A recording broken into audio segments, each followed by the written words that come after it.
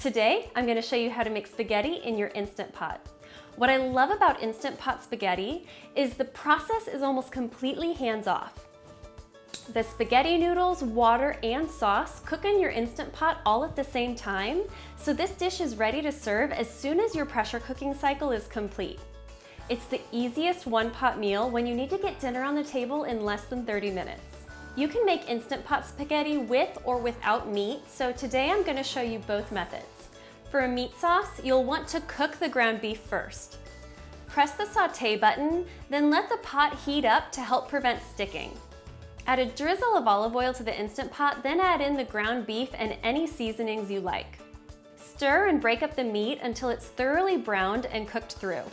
I'm using a lean ground beef in this case, so there isn't much fat to drain off, but if you see a lot of grease at the bottom of the pot, drain it first before you move on to the noodles.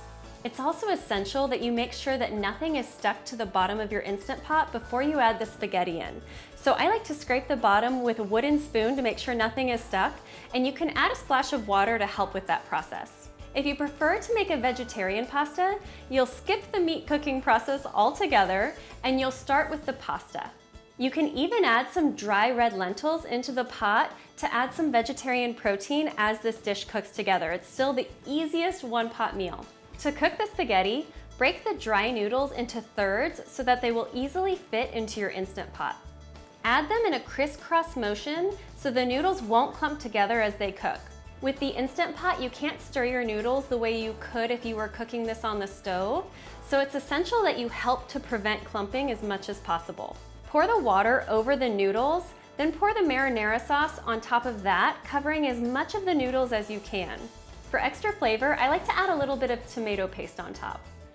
The order that you add these ingredients to the pot is important since you can't stir the mixture as it cooks. So make sure you follow these directions closely and don't attempt to stir the spaghetti noodles once you've added them into the pot. Secure the lid and move the steam release valve to sealing. Use the manual or pressure cook button to cook on high pressure for 4 minutes. The Instant Pot will simply read on until it comes to pressure, and then the countdown will begin as soon as the floating valve in the lid pops up.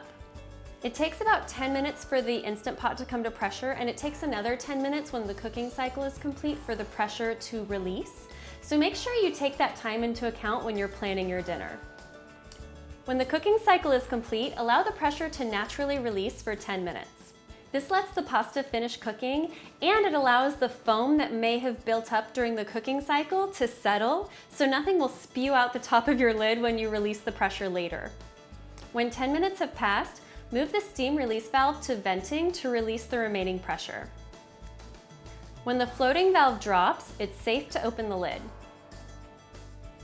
Use tongs to stir the noodles and sauce together, then serve the spaghetti warm with your favorite toppings. Regular or whole wheat pasta tends to work best with this one-pot spaghetti because gluten-free noodles release a lot of starch and they can make your sauce feel gluey. If you need to cook gluten-free spaghetti, I recommend cooking it on its own in the Instant Pot using a shorter cooking cycle, then rinse it off to remove the starch and add in your sauce. I hope you'll enjoy this easy one-pot meal the next time you need to get dinner on the table in 30 minutes or less. For more Instant Pot recipes, be sure to check out the Fresh and Healthy Instant Pot Cookbook or visit my website, detoxinista.com.